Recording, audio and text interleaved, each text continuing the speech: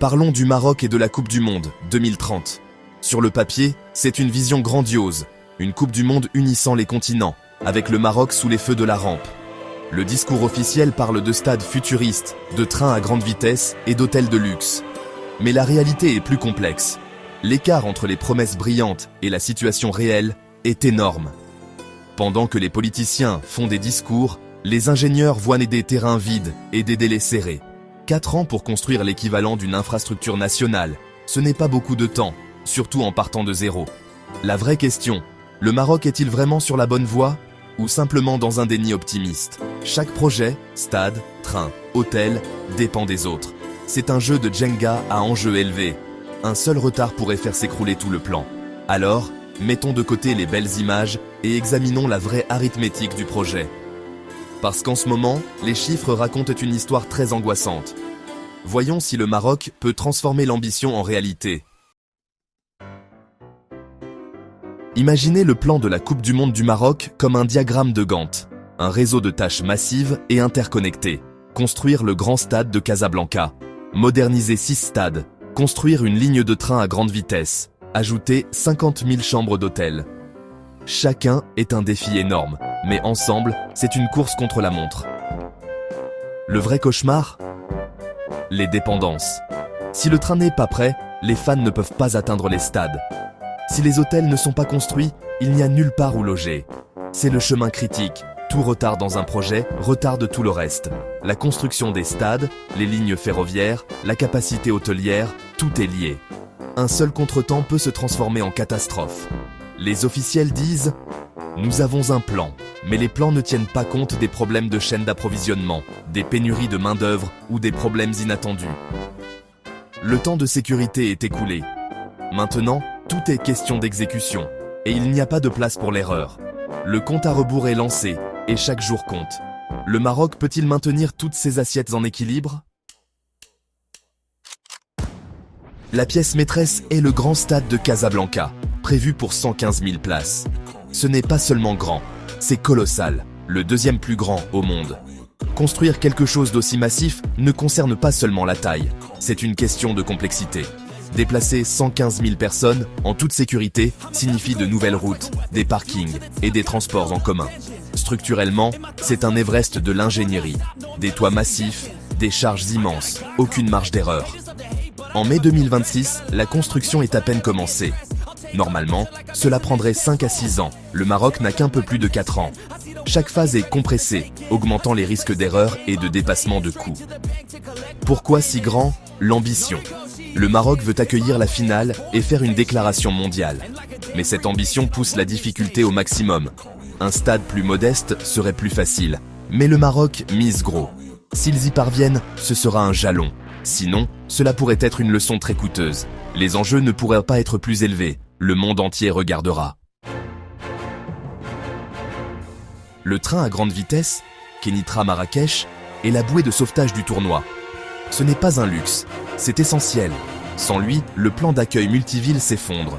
Le projet implique l'acquisition de terrains, des tunnels, des ponts et des voies millimétriques. La première phase, Tanger-Kenitra, est terminée, mais l'extension cruciale vers le sud est à peine commencée. Les transactions foncières et les études géologiques sont lentes. À la mi-2026, une grande partie du tracé n'est encore qu'une ligne sur une carte. Chaque mois perdu est un mois qui ne peut être récupéré. On ne peut pas accélérer un tunnel en y mettant plus de travailleurs. Un retard ici ne signifie pas seulement un train en retard. Cela pourrait signifier un désastre logistique. Imaginez déplacer les fans en bus, embouteillage, chaos et une expérience gâchée. Le train est la seule solution viable. Ce projet est le test ultime de la capacité du Maroc à livrer à temps.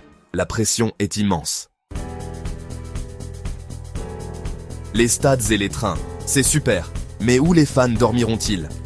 Le Maroc fait face à un énorme déficit de chambres d'hôtel, des dizaines de milliers en deçà des exigences de la FIFA.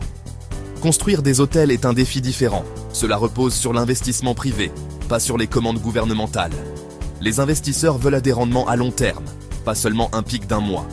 Le gouvernement offre des incitations, mais le temps presse. Les nouveaux hôtels prennent des années à planifier, financer et construire. S'ils ne sont pas commencés bientôt, ils ne seront pas prêts. Attendez-vous à une flambée frénétique de la construction. mais la qualité et la durabilité sont des préoccupations. L'objectif ? Un héritage touristique, pas des hôtels vides après 2030.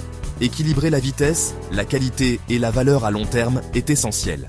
C'est une partie moins glamour, mais tout aussi vitale, du puzzle de la Coupe du Monde. Pourquoi relever ce défi ? La Coupe du Monde est plus que du football. C'est un catalyseur de transformation nationale. Le train à grande vitesse, les nouveaux aéroports et les infrastructures améliorées ne sont pas seulement pour le tournoi. Ce sont des investissements pour des décennies. L'accueil force le Maroc à se moderniser à un rythme qui serait impossible autrement. Les avantages vont au-delà de la construction. Internet plus rapide, meilleurs soins de santé, réseaux électriques améliorés et transports plus propres. Les milliards dépensés ne sont pas seulement des coûts, ils sont un acompte sur l'avenir du Maroc. La Coupe du Monde est l'excuse pour accélérer des projets qui auraient pu prendre des décennies. Elle crée une volonté politique et une urgence financière. La vraie récompense n'est pas la fête d'un mois, ce sont les améliorations permanentes. Si c'est bien fait, la récompense est une nation modernisée. Le risque est élevé, mais la récompense potentielle l'est tout autant. L'impact se fait sentir bien au-delà des stades et des trains. La construction crée une demande de main-d'œuvre qualifiée, stimulant l'investissement dans la formation et l'éducation. Les délais serrés forcent l'innovation. Les nouvelles technologies, les composants préfabriqués et les matériaux durables deviennent la norme. Ces avancées façonneront l'industrie de la construction marocaine pendant des années. Les infrastructures douces comptent aussi. Les compétences linguistiques, les normes de service et une bureaucratie efficace reçoivent toutes un coup de pouce. La Coupe du Monde élève les attentes à tous les niveaux, rendant le Maroc plus ouvert et compétitif. Les risques demeurent, négliger les zones rurales, précipiter les projets et la tension financière. Mais l'idée de base est saine, utiliser l'échéance de la Coupe du Monde pour faire un bond en avant. C'est un pari, 20 ans de développement en moins d'une décennie. Si cela fonctionne, les avantages dureront des générations. Sinon, les coûts pourraient persister tout aussi longtemps. Alors, le Maroc peut-il y arriver ? En tant qu'ingénieur, je vois des risques colossaux et des délais étouffants. Le chemin critique est chargé de projets à haut risque. Tout retard pourrait déclencher un désastre. Mais le Maroc possède un atout unique, la volonté nationale. La priorité politique et la fierté peuvent réduire la bureaucratie et mobiliser rapidement les ressources. Ils ont déjà réalisé de grands projets et l'ambition est réelle. Mon verdict ? Je suis confiant à 75% qu'ils y parviendront, mais pas sans heurts. Attendez-vous à un travail frénétique de dernière minute, des dépassements de budget et quelques détails inachevés. Mais je crois que les stades seront prêts, les trains rouleront et le monde sera accueilli. Le véritable héritage sera jugé des années plus tard. Les investissements porteront-ils leurs fruits ou le Maroc se retrouvera-t-il avec des dettes et des stades vides ? Alors, qu'en pensez-vous ? Quand une nation mise gros sur un événement d'un mois, quelle est la véritable mesure de la victoire ?